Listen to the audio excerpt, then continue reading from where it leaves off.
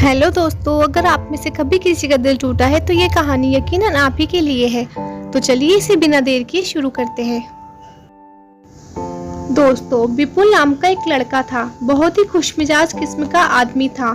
कुछ दिनों पहले ही उसका कॉलेज में एडमिशन हुआ था। वह इतना मस्त था कि अब सारी क्लास उससे खुश रहती थी। कभी अगर वो कॉलेज नहीं आता था तो क्लास में सूनापन छा जाता था। दिन बीतते गए और समय निकलता गया, लेकिन विपुल की जिंदगी में खुशियों का अनुपात कम हो गया था। वो क्लास में बिल्कुल चुपचाप बैठा रहता। कोई उससे कुछ पूछे तो बताने को तैयार नहीं था। पूरी क्लास में सन्नाटा छाने लगा। लेकिन एक दिन उसके टीचर ने उससे पूछ ही लिया कि विपुल, तुम्हें बताना ही होगा कि तुम इतने दुखी क्यों हो। जब तक अपने अंदर दबे बोझ को हल्का नहीं करोगे, जब तक कैसे खुश रहोगे। हिम्मत करके उसने बताया कि वो एक लड़की से प्यार करता था। अब वो उसे छोड़कर चली गई, इसलिए वो बहुत दुखी है। टीचर सारी पिक्चर समझ गए। उन्होंने कहा कि तुम शाम को मेरे घर आ सकते हो। उसने कहा हाँ जरूर।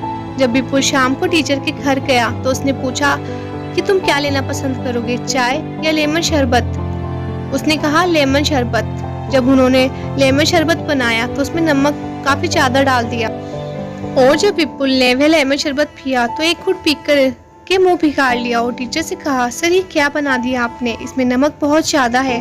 तो टीचर ने कहा, विपुल कोई बात नहीं, मैं तुम्हारे लिए दोबारा शरबत बना सकता हूँ। विपुल ने कहा, हम इसी शरबत में थोड़ा पानी और चीनी डालकर इसे अच्छा बना सकते हैं।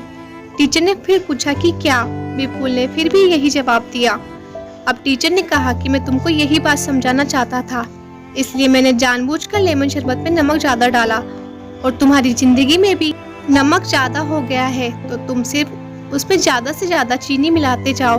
कुछ ही दिनों बाद नमक की मात्रा कम हो जाएगी और आपकी जिंदगी पहले से भी खुशनुमा बन जाएगी।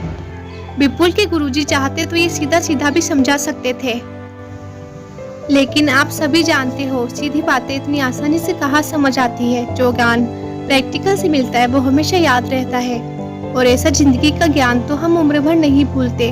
अब विपुल ने जीवन में चीनी की मात्रा बढ़ाने से खुशियां बढ़ रही थी। उसने अपने गुरु के चरण स्पर्श किए और उनका धन्यवाद दिया। अगर वह इन बातों को अंदर ही अंदर दबा के रखता और विरह की अग्नि में जलता रहता तो गुरु कैसे समझ पाते। तो दोस्तों, ये थी हमारी आज की कहानी को खत्म करते हुए मैं आपसे सिर्फ एक ही बात कहना चाहूंगी।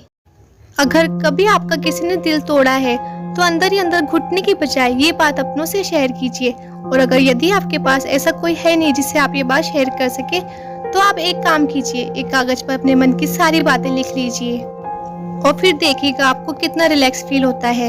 ये बात आजमाई हुई है। ऐसा करने से दिमाग की गंदगी निकल जाती है और समय के साथ हम अपनी सिचुएशन को कंट्रोल करना सीख जाते हैं। तो ये थी हमारी आज की कहानी और उस कहानी से सीख। आई होप आप लोगों को ये कहानी अच्छी लगी होगी। ऐसी और वीडियोस के लिए हमारे चैनल को अभी सब्सक्राइब करें।